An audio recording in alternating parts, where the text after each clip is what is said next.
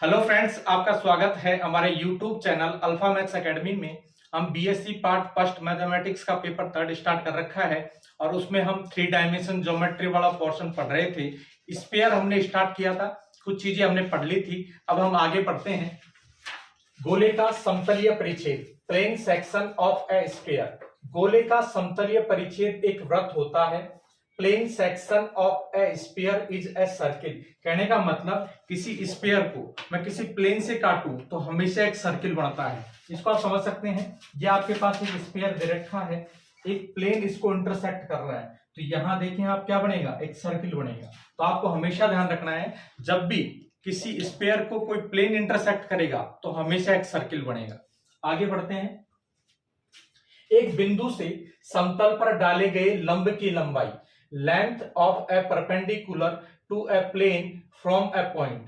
एक पॉइंट दे रखा है आपको जिसके कोऑर्डिनेट है x naught, y naught, z naught, और एक प्लेन दे रखा है ax plus by plus cz plus d equal to 0, है ना। ये कोई पॉइंट है और ये कोई प्लेन दे रखा है आपको, और इस पॉइंट से इस प्लेन पे मैं एक परपेंडिकुलर डाल रहा हूं। अब मेरे को क्या करना है, इस परपेंडिकुलर की लेंथ निकालनी है। तो क्या करेंगे, इसको निकालने का फॉर्मूला होता है cn बराबर मॉडुलस ऑफ, इस प्लेन के अंदर इस पॉइंट को रख दो अपॉन स्क्वायर रूट ऑफ इस प्लेन के अंदर जो x का कोफिशिएंट है उसका स्क्वायर, प्लस इस प्लेन के अंदर जो y का कोफिशिएंट है उसका स्क्वायर, प्लस इस प्लेन के अंदर जो z का कोफिशिएंट है उसका स्क्वायर। क्या करना है आपको भाई, आपको एक पॉइंट दे रखा है और ये कोई प्लेन दे रखा है, और इस पॉइंट से इस प्लेन पे मैं एक परपेंडिकुलर डाल रहा हूं। अब क्या करना है, इस परपेंडिकुलर की मेरे को लेंथ फाइंड करनी है, तो उसको आप इस फॉर्मूले से फाइंड कर सकते हैं। इसके बाद आगे देखें। एक बिंदु से समतल पर डाली गई लंब रेखा का समीकरण, equation of a perpendicular line to a plane from a point. क्या होगा, एक प्लेन है और ये कोई पॉइंट है जिसके कोऑर्डिनेट हैं x naught, y naught, z not. अब मैं क्या कर रहा हूं, इस प्लेन पे इस पॉइंट से एक परपेंडिकुलर लाइन डाल रहा हूं, ये लाइन, इस लाइन की मेरे को इक्वेशन निकालनी है। तो इस लाइन की इक्वेशन देखो कैसे निकालते हैं। एक पॉइंट है P, इसके कोऑर्डिनेट है x naught, y naught, z naught, और ये एक प्लेन है ax plus by plus cz plus d। और मैं मान लेता हूं ये जो पॉइंट है, ये पॉइंट हमारे पास n दे रखा है ना। अब क्या कर रहा हूं मैं, ये प्लेन था और ये पॉइंट P था, पॉइंट P से मैंने इस प्लेन पे परपेंडिकुलर लाइन डाली। अब मेरे को इस लाइन की इक्वेशन चाहिए, तो कैसे निकालते हैं इस लाइन की equation, x minus x not, और इस प्लेन के अंदर जो x का कोफिशिएंट है उससे डिवाइड कर देते हैं, equal to y minus y naught, और इस प्लेन के अंदर जो y का कोफिशिएंट है उससे हम डिवाइड कर देते हैं, equal to z minus z naught, इस प्लेन के अंदर जो z का कोफिशिएंट है उससे हम इसको डिवाइड कर देते हैं। तो इस प्रकार हम क्या कर सकते हैं, इस परपेंडिकुलर लाइन की इक्वेशन निकाल सकते हैं। सपोज करो इस लाइन पे मेरे को किसी पॉइंट के कोऑर्डिनेट चाहिए, तो मैं क्या करूंगा, इसको किसी न किसी स्केलर लैम्डा के बराबर मान लूंगा, और लैम्डा के बराबर मान के x y z की वैल्यू निकालूंगा। तो x की वैल्यू कितनी हो जाएगी, x not plus lambda a, और यहां से y की वैल्यू हो जाएगी y not plus lambda b, और यहां से z की वैल्यू हो जाएगी z not plus lambda c। ये किसको रिप्रेजेंट कर रहा है, इस लाइन पर, इस परपेंडिकुलर लाइन पर किसी पॉइंट के कोऑर्डिनेट को। मैं क्या करूंगा, लैम्डा की वैल्यू चेंज करूंगा, वैसे वैसे ये पॉइंट ऊपर नीचे होता रहेगा, है ना। इस प्रकार हम क्या कर सकते हैं, इस लाइन की इक्वेशन निकाल सकते हैं और इस लाइन पर स्थित किसी पॉइंट के कोऑर्डिनेट भी निकाल सकते हैं। अब आगे देखें। गोले के समतलीय परिच्छेद से बनने वाले वृत्त का केंद्र व त्रिज्या, radius and centre of circle obtained by plane section of a sphere. क्या कर रखा है कि आपको एक स्फीयर दे रखा है, उस स्फीयर को कोई प्लेन काट रहा है तो हमेशा क्या बनेगा, एक सर्किल बनेगा। अब हमको उस सर्किल का सेंटर फाइंड करना है, साथ में रेडियस फाइंड करनी है। देखो ये कोई आपका स्फीयर है, इसको एक प्लेन काट रहा है, प्लेन की काटने पर क्या बन गया, एक सर्किल बन गया। अब इस सर्किल का हमको सेंटर फाइंड करना है और रेडियस फाइंड करनी है। तो देखो इसको किस तरीके से हम फाइंड करेंगे, ये क्या होगा, इस सर्किल का सेंटर होगा, है ना, और इस पॉइंट को मैंने कह दिया P। अब मेरे को क्या चाहिए, इस सर्किल की रेडियस, सर्किल की रेडियस बोले तो मेरे को वैल्यू चाहिए NP की, ठीक है। अब मैं क्या करता हूं, C को मैं N से मिला देता हूं और साथ में C को मैं P से भी मिला देता हूं, है ना। अब मेरे को वैल्यू किसकी चाहिए, NP की। अगर मैं इस ट्राइंगल को देखूं, त्रिभुज CNP से तो ये त्रिभुज एक समकोण त्रिभुज है ना। तो इसमें मैं क्या करूंगा, पाइथागोरस थ्योरम यूज करूंगा। पाइथागोरस थ्योरम क्या कहेगी, कर्ण का स्क्वायर बोले तो सीपी का स्क्वायर इक्वल टू सीएन का स्क्वायर प्लस एनपी का स्क्वायर। मेरे को वैल्यू किसकी चाहिए, कि सर्किल की रेडियस बोले तो एनपी। तो एनपी की वैल्यू यहां से क्या हो जाएगी, एनपी की वैल्यू हो जाएगी CP square minus CN square का स्क्वायर रूट, है ना। इस तरीके से मैं क्या कर सकता हूं, एनपी की वैल्यू निकाल सकता हूं। और एनपी की वैल्यू निकालने के लिए मेरे को एक तो चाहिए सीपी की वैल्यू, एक चाहिए सीएन की वैल्यू। सीपी की बात करूं तो सीपी किसके बराबर है, सीपी की बात करूं तो सीपी है रेडियस ऑफ स्फीयर। जो आपको स्फीयर दे रखा है उसकी रेडियस, ये आपको स्फीयर दे रखा है तो सीपी की वैल्यू किसके बराबर होगी, इसकी रेडियस के बराबर। और सीएन की बात करूं तो यहां क्या था, एक प्लेन था जिसके इंटरसेक्शन से तो ये सर्किल बना है। तो मैं क्या करूंगा, यहाँ पे एक प्लेन है और पॉइंट सी से मैं क्या डाल रहा हूं, परपेंडिकुलर डाल रहा हूं। तो इस परपेंडिकुलर की मैं लेंथ निकाल लूंगा, जो मैंने पीछे आपको बता दिया। इस तरीके से सीपी और सीएन की वैल्यू निकाल के हम यहाँ रखेंगे, उससे हमको एनपी मिल जाएगा। कहने का मतलब इस सर्किल का रेडियस मिल जाएगा। इसके सेंटर को भी हम फाइंड कर सकते हैं, इक्वेशन से हम समझेंगे। इक्वेशन दे रखा है आपको, निम्न वृत्तों के केंद्र तथा त्रिज्या ज्ञात कीजिए, है ना। Find the centre and radius of the following circles. तो पहला हमको दे रखा है ना, दिया है गिवन दैट, दिया है। एक तो आपको दे रखा है एक स्फीयर जिसकी इक्वेशन है x square plus y square plus z square minus 2y minus के 4z, और इधर 45 है, उधर को इसको उधर ले गया तो माइनस के 45 इक्वल टू 0। इसको मैंने कह दिया इक्वेशन फर्स्ट। इसके बाद आगे देखो एक प्लेन दे रखा है, प्लेन की इक्वेशन है आपके पास x plus 2y plus 2z minus के 21 इक्वल टू 0। इसको मैंने कह दिया इक्वेशन सेकंड। जब भी आपको एक स्फीयर और एक प्लेन एक साथ लिखा हुआ मिले तो वो उस सर्किल को रिप्रेजेंट करता है जो दोनों के इंटरसेक्शन से बना है, ठीक है। अब हम बात करें, अब हम इन दोनों के परिच्छेद से बने, इन दोनों के परिच्छेद से बने, परिच्छेद से बने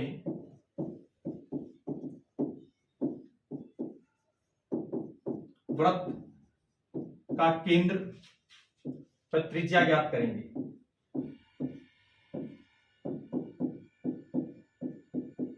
त्रिज्या ज्ञात करेंगे। Now we will find the centre and radius of the circle obtained by the intersection of sphere first and plane second. इन दोनों के इंटरसेक्शन से जो सर्किल बन रहा है उसका हमको सेंटर फाइंड करना है और उसके हमको रेडियस फाइंड करनी है। तो सबसे पहले हम क्या करते हैं, जो स्फीयर है उसकी रेडियस फाइंड करते हैं और उसका सेंटर फाइंड करते हैं। इसकी हमको जरूरत पड़ेगी। तो देखो, गोले एक का केंद्र, गोले एक का केंद्र सी, इसके कोऑर्डिनेट की बात करें तो आप देखो यहाँ x square y square z square, इसका कोएफिशिएंट 1 है तो ये स्टैंडर्ड फॉर्म में दे रखा है। जब भी आपको स्टैंडर्ड फॉर्म में दे रखा है तो उसका सेंटर निकालने का सीधा तरीका है, आप क्या करें, एक्स का कोएफिशिएंट देंगे, कितना है 0, फिर उसको आधा करें, कितना हो गया 0, फिर उसको माइनस से मल्टीप्लाई करें तो अभी कितना रहेगा 0। इसके बाद आप y का कोएफिशिएंट देखें, y का कोएफिशिएंट कितना है -2, उसको आधा करें, कितना हो गया -1, और फिर माइनस से मल्टीप्लाई कर दें 1। फिर इसके बाद क्या करें, z के कोएफिशिएंट को देखें -4, इसको 2 से डिवाइड करें, आधा कर दिया -2, और माइनस से मल्टीप्लाई कर दें 2। तो ये जो स्फीयर फर्स्ट है उसका सेंटर क्या हो गया 0 1 2, है ना। तो centre of sphere first is C 0 1 2, उसके कोऑर्डिनेट हो गए। तो इसके रेडियस की बात करें तथा गोले एक की त्रिज्या,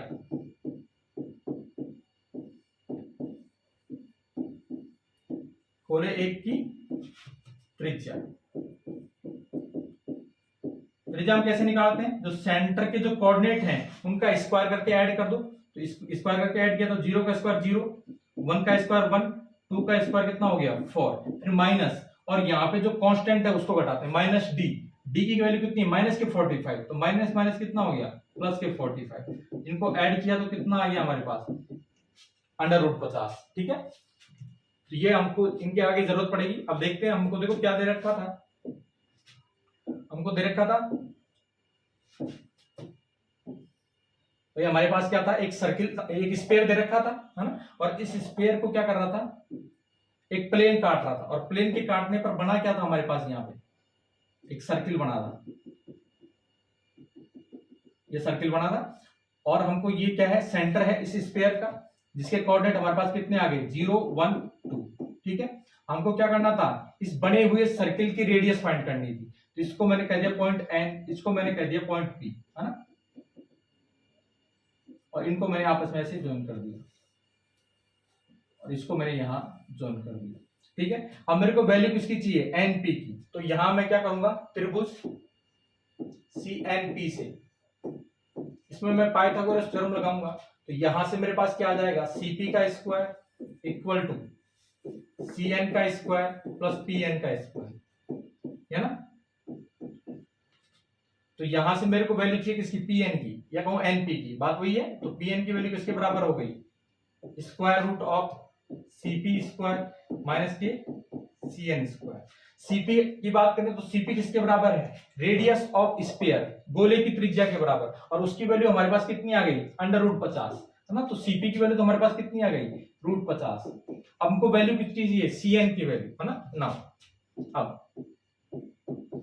सी एन, अब सीएन को अगर मैं ध्यान से देखूं, ये स्फीयर था और इसको एक प्लेन काट रहा था, और प्लेन के काटने पर क्या बना है, ये सर्किल बना है ना, तो यहाँ पे एक प्लेन है और ये पॉइंट सी है, और मेरे को कौन सी डिस्टेंस चाहिए, ये वाली डिस्टेंस चाहिए, तो ये वाली डिस्टेंस कैसे निकालूंगा, तो ये जो लाइन है जो सी को ज्वाइन कर रही है और इस प्लेन पे आ रही है, ये परपेंडिकुलर है इस प्लेन पे, तो इस परपेंडिकुलर की लेंथ को मैं कैसे निकालूंगा, सी के कोऑर्डिनेट है, और यहाँ पे जो प्लेन था उसकी इक्वेशन हमारे पास देखो ये दे रखी है, यहाँ पे जो प्लेन था उसकी इक्वेशन ये दे रखी है, यहाँ पे जो प्लेन था भाई उसी के इंटरसेक्शन से ये सर्किल बना है, यहाँ पे जो प्लेन था वो था x plus 2y plus 2z minus के 21 इक्वल टू 0, ये है ना, हमको ये प्लेन दे रखा था, हमको क्या करना है भाई, ये क्या है, ये पॉइंट है C जिसके कोऑर्डिनेट है 0 1 2, और ये प्लेन है x plus 2y plus 2z minus 21 equal to 0, और मेरे को ये परपेंडिकुलर डिस्टेंस निकालनी है। इसका फॉर्मूला क्या होता है, मॉड, और इस पॉइंट को मैं कहां रख दूंगा, इस प्लेन के अंदर रख दूंगा, इस प्लेन के अंदर मैं रखूं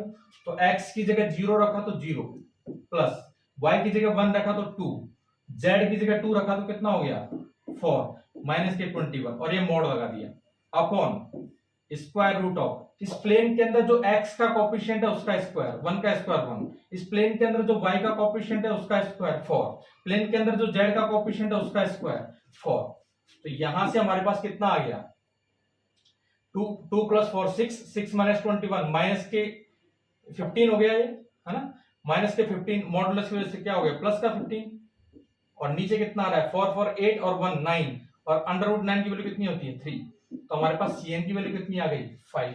अब हमारे पास सीएन की वैल्यू आ गई, सीएन की वैल्यू कितनी आ गई 5 आ गई, हमको वैल्यू किसकी चाहिए, पीएन की, आता है पीएन बराबर सीपी की वैल्यू कितनी है हमारे पास √50, स्क्वायर किया तो कितना हो गया 50, माइनस सीएन की बात करो इसकी वैल्यू कितनी है 5, इसका स्क्वायर किया तो कितना हो गया 25, है ना, तो यहां से हमारे पास कितना आ गया √25, और इसकी वैल्यू कितनी हो गई 5। कहने का मतलब ये जो सर्किल बना था उसकी त्रिज्या किसके बराबर आ गई 5 के बराबर आ गई, है ना, तो हम लिख सकते हैं यहां से, आता है बने वृत्त की त्रिज्या, बने वृत्त की त्रिज्या, बने वृत्त की त्रिज्या, इसको हम r डैश कह देते हैं, वो किसके बराबर आ गई हमारे पास 5 के बराबर आ गई। अब हमको क्या फाइंड करना है, इसका सेंटर भी फाइंड करना है, हमने रेडियस तो फाइंड कर लिया, हम क्या करेंगे अब इसका सेंटर फाइंड करेंगे, तो सेंटर देखो हम कैसे फाइंड करेंगे,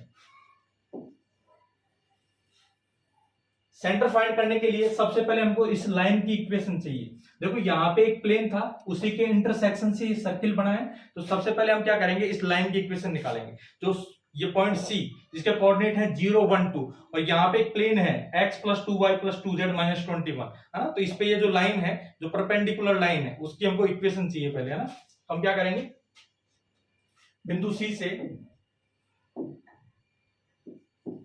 बिंदु सी जिसके कोऑर्डिनेट है 0 1 2 से समतल, हमने इस समतल को वहां इक्वेशन 2 दे रखा था, समतल 2 पर डाली गई लंब रेखा का समीकरण, डाली गई लंब रेखा का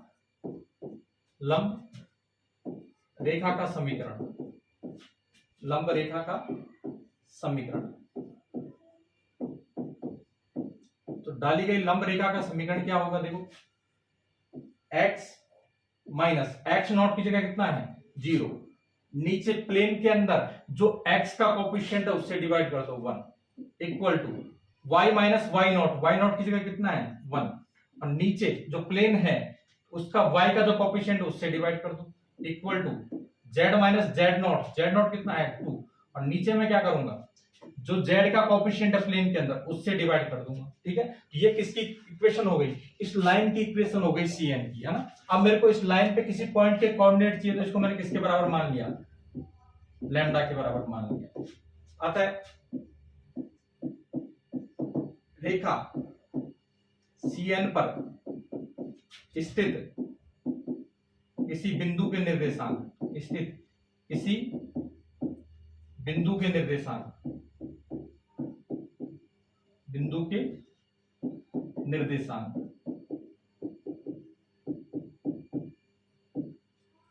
यहां से हम क्या करेंगे, x y z की वैल्यू निकालेंगे। x की वैल्यू निकालने के लिए इसकी और इसकी हेल्प लूंगा ना, तो यहां से x की वैल्यू किसके बराबर आ गई, लैम्डा के बराबर। फिर मैं y की वैल्यू निकालूंगा, तो y की वैल्यू निकालने के लिए इसको और मैं इसको यूज करूंगा, तो y की वैल्यू कितनी आ जाएगी 1 + 2 लैम्डा।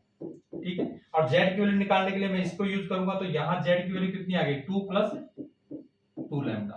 अब देखो क्या होगा, ये जो लाइन है Cn, ये लाइन है Cn, इस लाइन पे किसी पॉइंट के कोऑर्डिनेट क्या आ गए, लैम्डा 1 + 2 लैम्डा 2 + 2 लैम्डा। जैसे जैसे मैं लैम्डा की वैल्यू चेंज करूंगा वैसे वैसे ये पॉइंट ऊपर नीचे होगा। मेरे को क्या चाहिए, ये सेंटर चाहिए, तो सेंटर को अगर मैं ध्यान से देखूं तो इस लाइन पे भी आ रहा है, साथ में जो प्लेन इंटरसेक्ट कर रहा है उस प्लेन पे भी आ रहा है। तो ये जो कोऑर्डिनेट है, सेंटर के अगर कोऑर्डिनेट होंगे तो इस प्लेन की इक्वेशन को क्या करेंगे, सेटिस्फाई करेंगे, है ना। तो यहां से मैं क्या करता हूं,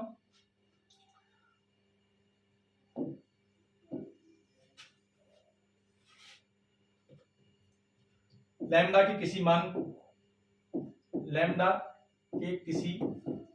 मान के लिए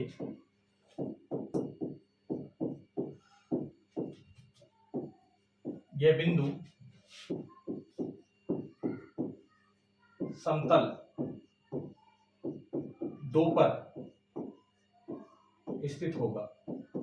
अगर ये पॉइंट इस समतल पर आ जाए तो यही क्या बन जाएगा, सेंटर बन जाएगा। भाई इस लाइन पे किसी पॉइंट के कोऑर्डिनेट क्या है, लैम्डा 1 + 2 लैम्डा 2 + 2 लैम्डा, है ना। और इस लाइन पे ये पॉइंट कहां आ जाए, यहां आ जाए, यहां आ जाए तो लाइन पे भी है साथ में इस प्लेन पे भी है, तो ये क्या बन जाएगा, हमारा सेंटर बन जाएगा, है ना। तो अगर ये सेंटर बनेगा तो किसको सेटिस्फाई करेगा, इसको सेटिस्फाई करेगा। तो यहां मैं रखता हूं, स्थित होगा। तो यहां अगर मैं इसकी वैल्यू रखता हूं तो x की जगह लैम्डा रखूंगा तो लैम्डा, y की जगह कितना रखूंगा 1 + 2 लैम्डा, तो यहां कितना हो जाएगा 2 से मल्टीप्लाई करने पर 2 + 4 लैम्डा। ठीक है, और यहां z की जगह मैं 2 + 2 लैम्डा रखूं तो कितना हो जाएगा 4 + 4 लैम्डा माइनस के 21 इक्वल टू 0। अब मैं लैम्डा की वैल्यू निकाल लेता हूं, तो लैम्डा की वैल्यू निकालूंगा तो पहले लैम्डा को मैं ऐड करता हूं, 4 8 लैम्डा और एक ये लैम्डा, तो कितना हो गया 9 लैम्डा। और ये कितना हो गया 2 और 4 6 6 - 21 कितना हो गया माइनस के 15, उसको उधर ले गया तो कितना हो गया 15। तो यहां से मेरे पास लैम्डा की वैल्यू कितनी आ गई 15/9, बोले तो 5/3। अब मैं क्या करूंगा, लैम्डा की वैल्यू यहां रख दूंगा, यहां रखने पर ये पॉइंट यहां आ जाएगा और यहां आते क्या हो जाएगा, इस सर्किल का सेंटर बन जाएगा, है ना। तो अब मैं क्या कर देता हूं, इस पॉइंट को, इस लैम्डा की वैल्यू यहां रख देता हूं।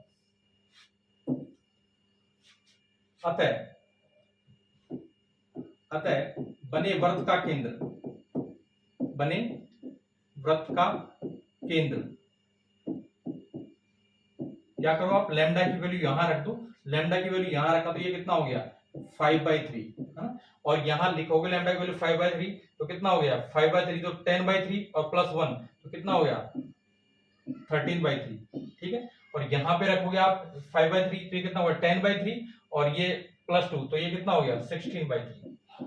तो ये जो बना, ये जो वर्त बना था, इस वर्त की जो त्रिज्या तो हमारे पास कितनी आ गई थी 5, और इसका जो सेंटर है उसके कोऑर्डिनेट हमारे पास कितनी आ गई 5/3, 13/3 एंड 16/3, है ना। तो इस प्रकार के क्वेश्चन को आप इस तरीके से कर सकते हैं। एक क्वेश्चन और कर लेते हैं इसको समझने के लिए।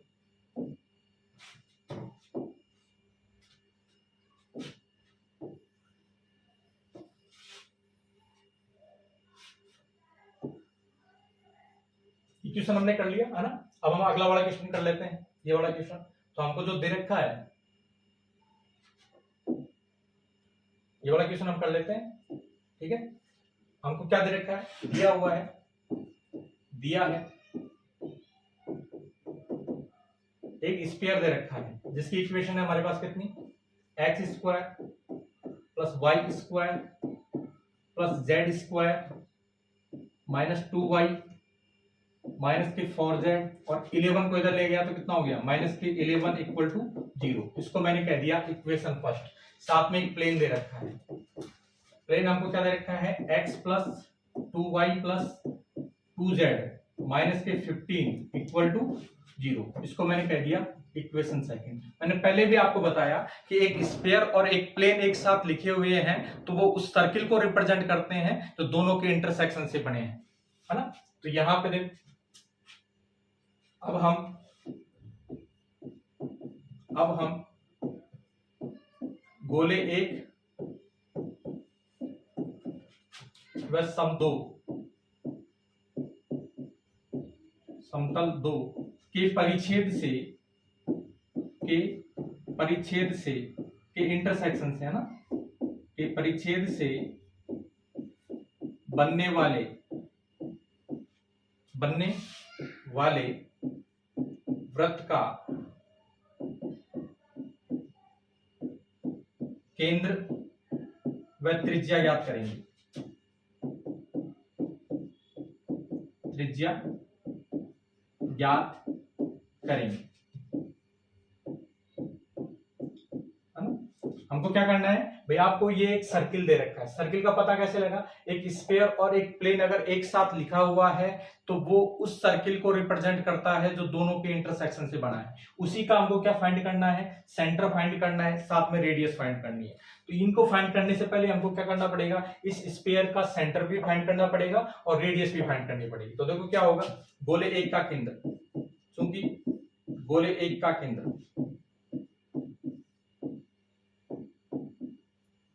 गोले को अगर मैं देखूं तो x² y² और z² इसका कोएफिशिएंट 1 है, स्टैंडर्ड फॉर्म में दे रखा है। तो इसका केंद्र निकालने का सीधा तरीका है, x का जो कोएफिशिएंट है कितना है 0, उसको आधा करो कितना आया 0, फिर माइनस से मल्टीप्लाई कर दो कितना आ गया मेरे पास 0। फिर y का जो कोएफिशिएंट है कितना है -2, आधा करो -1 और माइनस से मल्टीप्लाई कर दो कितना आ गया 1। फिर जो z का कोएफिशिएंट है कितना -4, उसको आधा करो कितना आ गया -2 और माइनस से मल्टीप्लाई कर दो तो कितना हो गया 2। तो ये तो क्या हो गया गोले 1 का केंद्र। और त्रिज्या की बात करें तथा त्रिज्या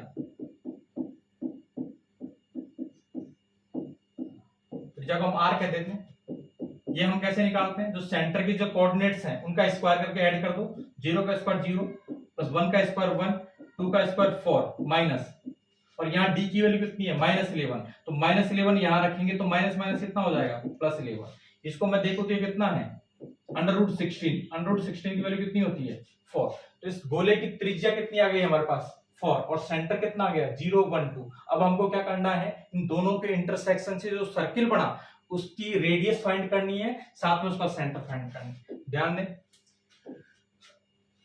आपको क्या करना है, ये आपके पास क्या है एक गोला दे रखा है ना, और ये क्या है इस गोले का केंद्र है ना, और एक प्लेन क्या कर रहा था इसको इंटरसेक्ट कर रहा था। प्लेन के इंटरसेक्शन से यहाँ क्या बन गया एक सर्किल बन गया, ये सर्किल बन गया ना। हमको क्या करना था, इस सर्किल का सेंटर भी फाइंड करना है, साथ में इसकी रेडियस भी फाइंड करनी है। गोले का जो सेंटर है उसको हमने C कह दिया, और जो स्फीयर है सॉरी जो सर्किल है उसके सेंटर को हमने एन कह दिया, और ये जो पॉइंट है इसको हमने कह दिया पी। मेरे को वैल्यू किसकी चाहिए, इस सर्किल की रेडियस, कहने का मतलब मेरे को वैल्यू चाहिए किसकी, एनपी की वैल्यू चाहिए, है ना। तो मैं क्या करता हूँ, सी को मैं एन से ज्वाइन कर देता हूँ, साथ में मैं सी को किससे ज्वाइन कर देता हूँ, पी से ज्वाइन कर देता हूँ। सीपी को अगर मैं ध्यान से देखूं तो सीपी किसके बराबर है, इस स्फीयर की रेडियस के बराबर, और स्फीयर की रेडियस हमारे पास कितनी आई थी, 4। कहने का मतलब जो सीपी की वैल्यू है वो हमारे पास कितनी है, 4 है, और सी के जो कोऑर्डिनेट हैं वो कितने हैं, 0 1 2। अब हमको क्या करना है, त्रिभुज त्रिभुज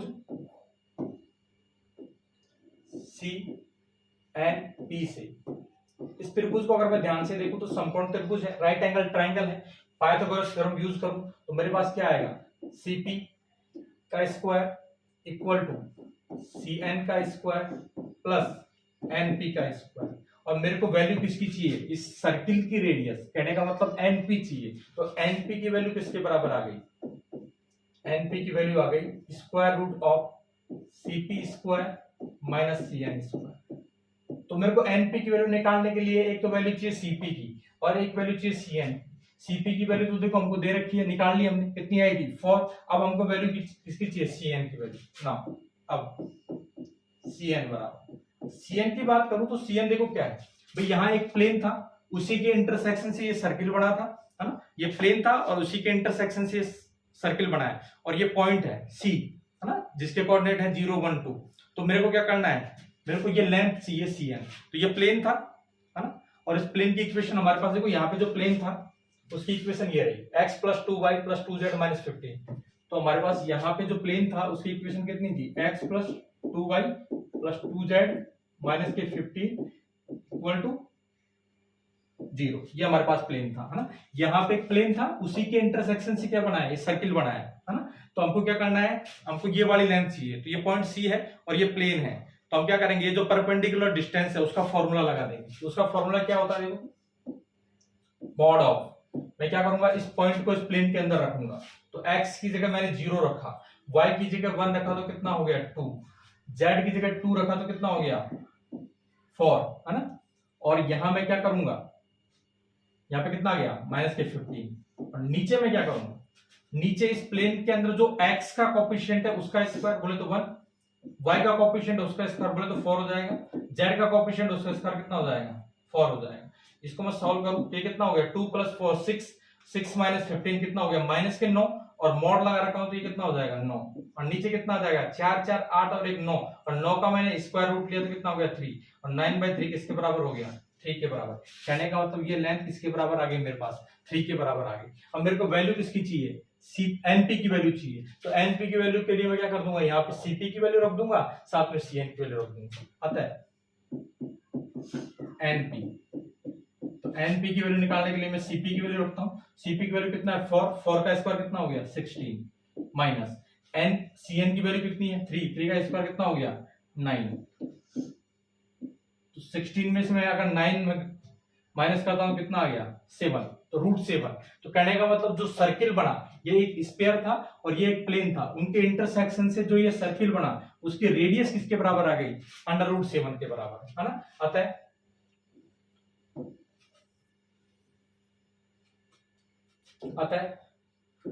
बने वृत्त की त्रिज्या, बने वृत्त की त्रिज्या, so radius of obtained circle, वृत्त की त्रिज्या, वृत्त की त्रिज्या किसके बराबर आ गई हमारे पास √7 के बराबर आ गई।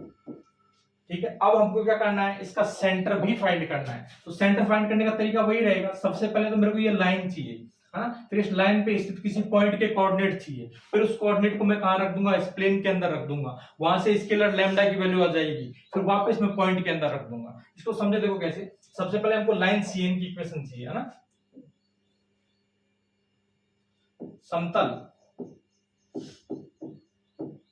समतल हमारे पास क्या है, x + 2y + 2z - 15 = 0 पर बिंदु C, और C के कोऑर्डिनेट हमारे पास 0 1 2 से डाली गई लंब रेखा का समीकरण, से डाली गई लंब रेखा का समीकरण, डाली गई लंब रेखा का समीकरण लंब रेखा का समीकरण। तो इस रेखा का जो समीकरण होगा वो हमारे पास क्या आ जाएगा, देखो जो समीकरण आएगा x माइनस एक्स नॉट कितना है 0, तो x माइनस 0, और प्लेन के अंदर जो x का कोफिशिएंट है उससे आप डिवाइड कर दो, तो 1 से मैंने डिवाइड कर दिया। फिर आएगा y माइनस वाई नॉट, है ना, y माइनस 1, और मैं क्या करूंगा जो प्लेन के अंदर जो y का कोफिशिएंट है उससे मैंने डिवाइड कर दिया, equal to z minus z naught की वैल्यू कितनी है 2, तो z माइनस 2 अपॉन प्लेन के अंदर जो z का कोफिशिएंट है उससे डिवाइड कर दो। तो ये तो क्या आ गया, तो ये प्लेन था मेरे पास x plus 2y plus 2z minus 15 equal to 0, और ये पॉइंट था C जिसके कोऑर्डिनेट थे 0 1 2, है ना। और मैं क्या कर रहा हूं, इस पॉइंट से इस प्लेन पे ये परपेंडिकुलर लाइन खींच रहा हूं। अब इस लाइन की इक्वेशन की बात करूं तो इस लाइन की इक्वेशन किसके बराबर आ गई, इसके बराबर। अब मेरे को क्या करना है, इस लाइन पे स्थित किसी पॉइंट के कोऑर्डिनेट चाहिए, तो इसको मैं किसके बराबर मान लेता हूं, लैम्डा। अतः रेखा CN पर स्थित किसी बिंदु के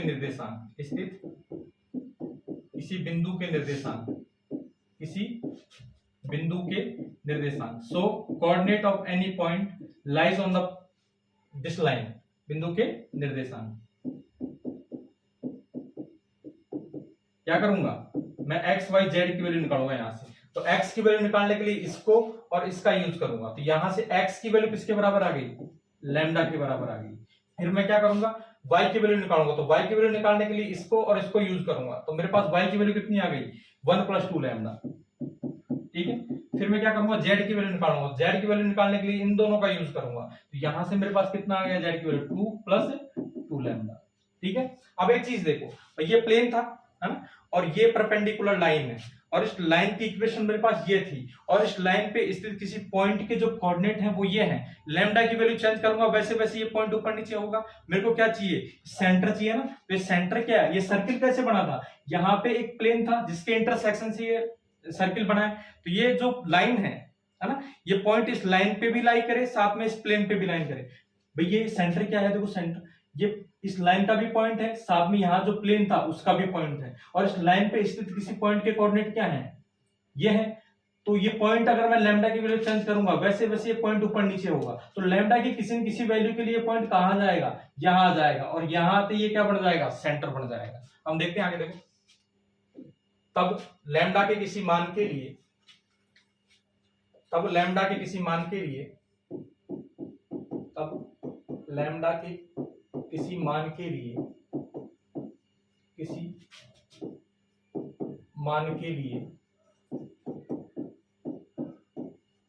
यह बिंदु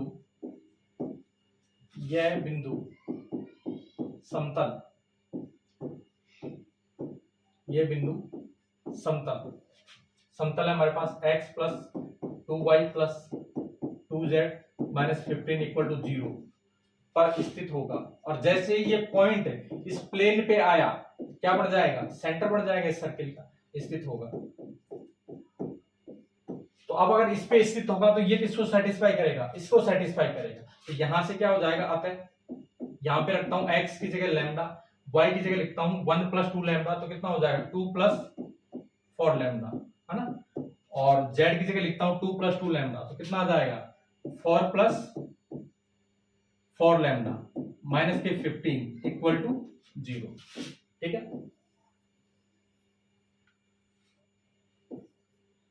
तो यहां से हमारे पास किसकी वैल्यू आ जाएगी, लैम्डा की वैल्यू आ जाएगी। तो लैम्डा की वैल्यू देखें हम, लैम्डा की वैल्यू हमारे पास आ जाएगी, ऐड किया तो देखो कितना हो जाएगा 4 लैम्डा और 4 लैम्डा 8 लैम्डा और 1 लैम्डा और जोड़ा तो कितना हो गया 9 लैम्डा, और 2 और 4 कितना हो गया 6, और 6 माइनस 15 किसके बराबर हो गया,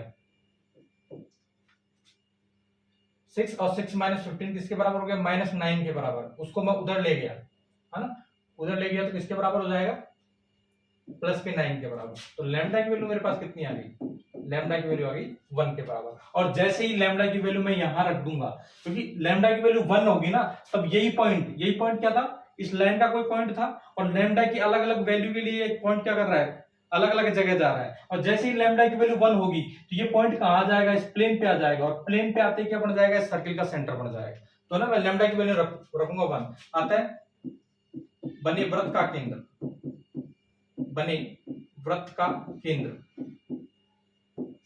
अतः बने वृत्त का केंद्र। तो बने वृत्त का केंद्र हमारे पास क्या हो जाएगा, लैम्डा की जगह 1 रख दिया, या 1 रखा तो कितना हो जाएगा 2 + 1 कितना 3, और यहाँ कितना हो जाएगा 2, या लैम्डा की जगह 1 रखा तो 2 और 2 कितना हो गया 4। ये हो गया ना। तो यहां से हम क्या कर सकते हैं, इस प्रकार कोई भी आपको एक स्फीयर दे रखा है, साथ में एक प्लेन दे रखा है, वो किसको रिप्रेजेंट करेगा, उस सर्किल को रिप्रेजेंट करेगा जो दोनों के इंटरसेक्शन से बना है। इस प्रकार हम क्या कर सकते हैं, उसकी रेडियस फाइंड कर सकते हैं, साथ में उसका सेंटर फाइंड कर सकते हैं। ये जो आगे वाला पीछे वाला क्वेश्चन है ना SC, इसको आप इसी तरीके से कर सकते हैं। अब आगे देखते हैं, दिए गए वृत्त से होकर जाने वाले गोले का समीकरण, equation of a sphere passing through a given circle, है ना। आपको एक स्फीयर दे रखा है x² + y² + z² + 2ux + 2vy + 2wz + d = 0। साथ में एक प्लेन दे रखा है ax + by + cz + d = 0। ये दोनों एक साथ किसको रिप्रेजेंट करेंगे, जब भी एक स्फीयर और एक प्लेन एक साथ दे रखा है तो वो उस सर्किल को रिप्रेजेंट करते हैं जो दोनों के इंटरसेक्शन से बना है। तो ये आपको क्या दे रखा है, मान लीजिए ये कोई स्फीयर था और उसको एक प्लेन काट रहा है, तो ऐसे कोई सर्किल बनेगा। अब हमको क्या करना है, इस सर्किल से होकर जाने वाले गोले का समीकरण निकालना है। तो वो कैसे निकालेंगे, ये आपको एक स्फीयर दे रखा है, एक प्लेन दे रखा है, एक साथ किसको रिप्रेजेंट करते हैं, उस सर्किल को जो दोनों के इंटरसेक्शन से बना है। तो ये जो बड़ा सर्किल, उससे जो स्फीयर जाएगा उसकी इक्वेशन होती है s + λp = 0। आपको सीधे ध्यान रखनी है, इस सर्किल से, इन दोनों के इंटरसेक्शन से जो सर्किल बना, उस सर्किल से होकर जाने वाले गोले का जो समीकरण है वो क्या होता है, s + λp = 0। आगे अब इस क्वेश्चन को देखते हैं, निम्न वृत्त एवं उसके सम्मुख उल्लेखित बिंदु से गुजरने वाले गोले का समीकरण, find the equation of sphere passing through the following circle and the point mentioned against them. तो आपको क्या कर रखा है, एक सर्किल दे रखा है ना। सर्किल कैसे देगा, एक स्फीयर और एक प्लेन के इंटरसेक्शन के रूप में। तो इस सर्किल से गुजरने वाले, साथ में इस पॉइंट से गुजरने वाले गोले का समीकरण निकालना है ना। तो आपको दिया है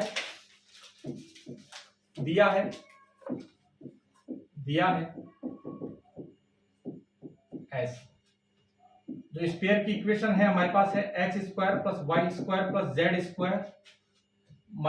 9 = 0।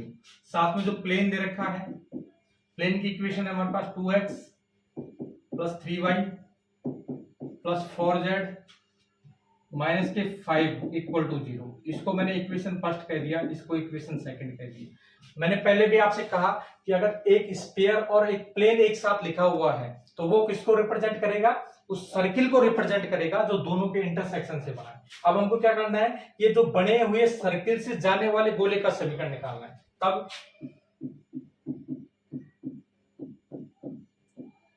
गोले 1 व समतल 2, गोले 1 व समतल 2 के परिच्छेद से बने, के परिच्छेद से बने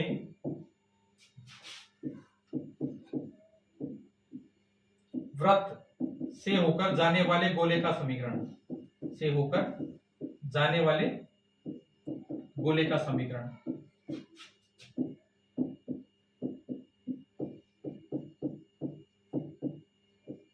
गोले का समीकरण। ठीक है, हमको क्या करना है कि भाई ये स्फीयर दे रखा है, एक प्लेन दे रखा है, इन दोनों के इंटरसेक्शन से एक सर्किल बन रहा है, तो उस सर्किल से होकर जाने वाले स्फीयर की हमको इक्वेशन चाहिए। हमने पीछे पढ़ा, ये कोई स्फीयर दे रखा है, ये कोई प्लेन है, इन दोनों के इंटरसेक्शन से क्या बना, एक सर्किल बना, तो उस सर्किल से होकर जाने वाले गोले का समीकरण होता है s + λp = 0।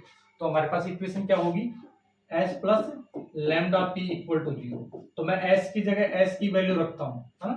तो s की वैल्यू रखूंगा तो कितनी आ जाएगी मेरे पास, x² + y² + z² - 9 प्लस आगे चल रहा है ना, प्लस लैम्डा। और प्लेन रखता हूं तो प्लेन क्या हो जाएगा मेरे पास, 2x + 3y + 4z - 5 = 0। तो उस गोले की इक्वेशन क्या हो गई, 3। साथ में ये दे रखा है, ये जो गोला है वो किस पॉइंट से होकर जा रहा है, पॉइंट 1 2 3 से होकर जा रहा है। तो आपको दे रखा है, चूंकि गोला 3 बिंदु 1 2 3 से होकर जाता है, अगर इससे होकर जाता है तो ये पॉइंट इस इक्वेशन को क्या करेगा, सेटिस्फाई करेगा, है ना? पता है, अगर ये गोला इस पॉइंट से होकर जा रहा है तो ये पॉइंट इस इक्वेशन को सेटिस्फाई करेगा। इस पॉइंट को हम यहां रखते हैं तो 1 का स्क्वायर कितना हो जाएगा 1, 2 का स्क्वायर कितना हो जाएगा 4, है ना, 3 का स्क्वायर कितना हो जाएगा 9, -9 प्लस लैम्डा x की जगह मैंने कितना रखा 1 रखा तो 2, y की जगह 2 रखा तो कितना हो गया 6, z की जगह 3 रखा तो कितना होगा 12 माइनस के 5 इक्वल टू 0। तो यहाँ हमारे पास की वैल्यू आ जाएगी, 9 से 9 कैंसिल हो, ये कितना हो गया 5, है ना, और यहां से कितना आएगा देखो लैम्डा 2 + 6 8 और 8 और 12 है 20 में 5 गया तो कितना हो गया 15 इक्वल टू 0।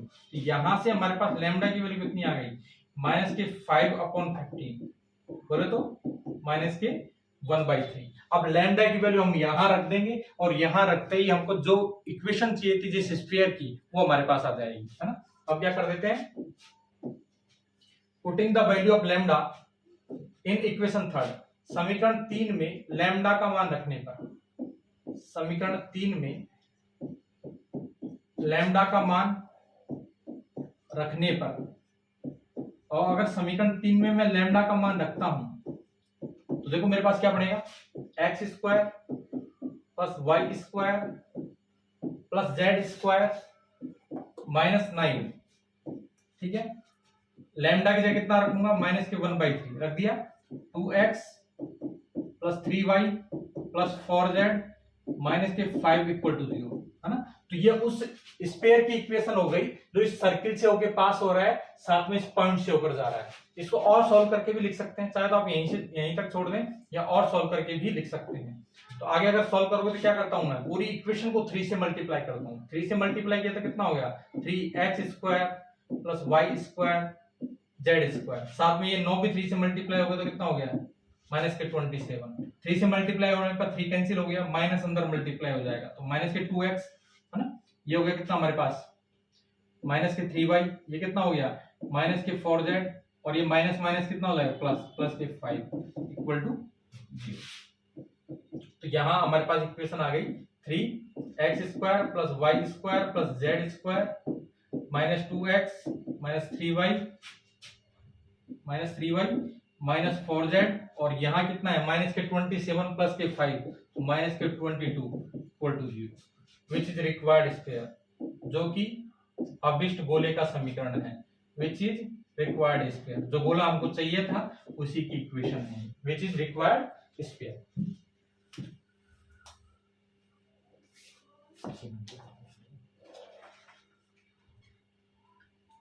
ये एक इक्वेशन मिला रही है, तेरी भी आ रही है सेव का, एक क्वेश्चन और कर देता हूँ उसका ना।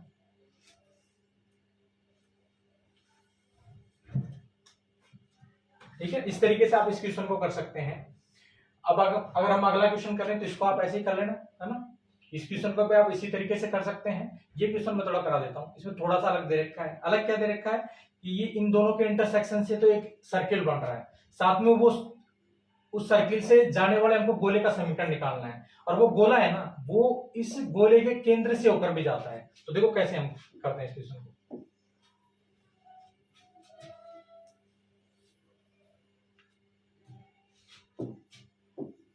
है ना। हम ये वाला क्वेश्चन कर रहे हैं तो देखो हमको जो दे रखा है, आपको जो गोला दे रखा है वो क्या है x² प्लस y², ये d वाला हम कर रहे हैं। गोला आपको दे रखा है x² plus y² plus z² plus 2x plus 3y plus 6 equal to 0, है ना। साथ में आपको प्लेन दे रखा है, प्लेन आपको दे रखा है x माइनस 2y प्लस के 4z माइनस के 2 इक्वल टू 0। इसको मैंने इक्वेशन फर्स्ट कह दिया, इसको इक्वेशन सेकंड कह दिया। अब अगर मैंने पहले बताया आपको, अगर एक स्फीयर और एक प्लेन एक साथ लिखा हुआ है तो वो उस सर्किल को रिप्रेजेंट करते हैं जो दोनों के इंटरसेक्शन से बना है। अब हमको क्या करना है, इस दोनों के इंटरसेक्शन से जो सर्किल बना है उस सर्किल से होकर जाने वाले गोले का हमको समीकरण चाहिए। तो हम कैसे निकालेंगे, देखो समीकरण तो ऐसा लिखेंगे, गोले एक व समतल दो के परिच्छेद से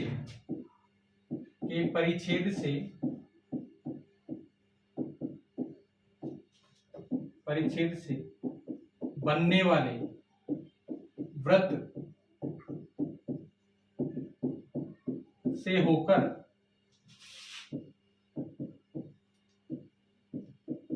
जाने वाले गोले का समीकरण,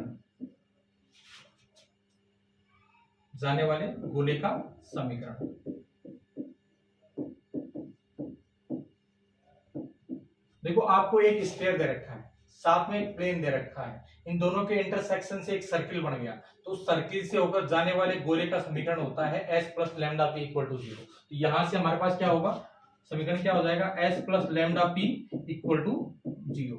s की जगह में अगर s की वैल्यू रखूं तो कितना आ जाएगा, x square plus y square plus z square plus 2x plus 3y plus 6 plus lambda, और लैम्डा इसके बाद मैं क्या रखूंगा, p की वैल्यू, प्लेन की वैल्यू कितनी है, x minus 2y plus 4z minus के 2 इक्वल टू 0। साथ में ये, इसको मैंने इक्वेशन थर्ड कह दिया, तो जो गोला हमको चाहिए था उसकी इक्वेशन ये हो गई, लेकिन साथ में कह रखा है कि ये जो गोला है वो इस गोले के केंद्र से होकर भी जाता है। तो आपको लिखा हुआ क्या है, आगे दिया हुआ क्या है, चूंकि गोला तीन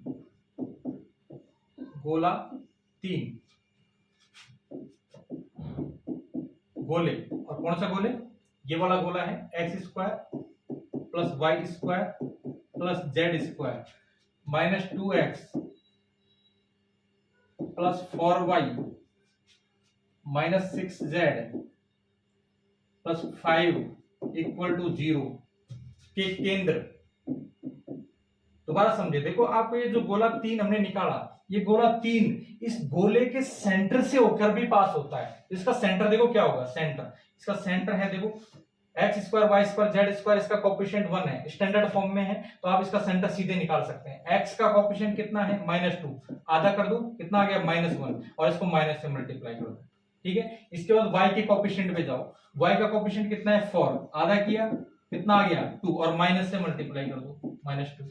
इसके बाद आप कहां जाओ, z के कोएफिशिएंट पे, कितना है -6, आधा किया, कितना हो गया -3, और माइनस से मल्टीप्लाई कर दो। तो इस सेंटर से होकर भी जाता है,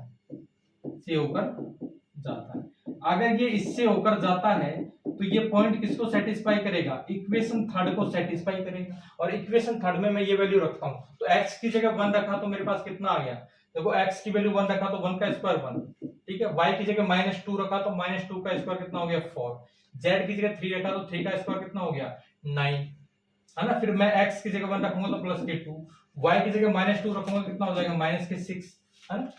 और वहां प्लस कितना है आगे, प्लस आपके देखा है 6, ठीक है, प्लस लैम्डा, है ना।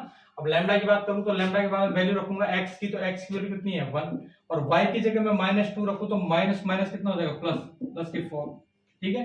इसके बाद z की वैल्यू कितना रखता हूं 3, तो कितना हो गया 4 × 12, और लास्ट में कितना है -2